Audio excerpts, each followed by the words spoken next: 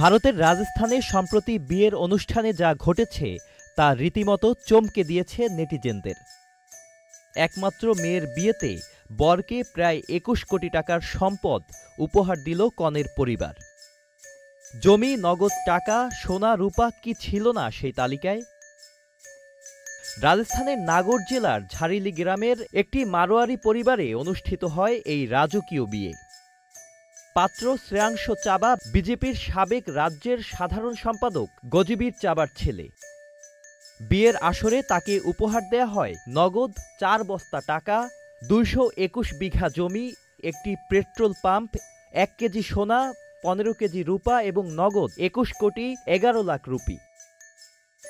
এই বিপুল উপহার দেন পটেলিয়া পরিবারের ৪ ভাই ভাওয়ারলাল, রামচন্দ্র, সুরেশ ও ডাক্তার করণ পটেলিয়া, যারা কনের মামা ও চাচাতো মামা। উপহার দেয়ার এই পর্ব বিয়ের মঞ্চের মাইকে ঘোষণা করা হলে হাততালিতে ফেটে পড়েন উপস্থিত অতিথিরা। প্রায় ৭০০ বরযাত্রী, ১০০টি প্রাইভেট কার এবং ৪টি বিলাসবহুল বাসে উপস্থিত হন বরের পক্ষ। ৪টি সুটকেসে ভরে বরের বাড়িতে পৌঁছে দেয়া হয় উপহার ও সম্পত্তির দলিল। স্থানীয়রা এই শোভাযাত্রাকে রাজকীয় বিয়ে বলেই আখ্যা দিয়েছেন।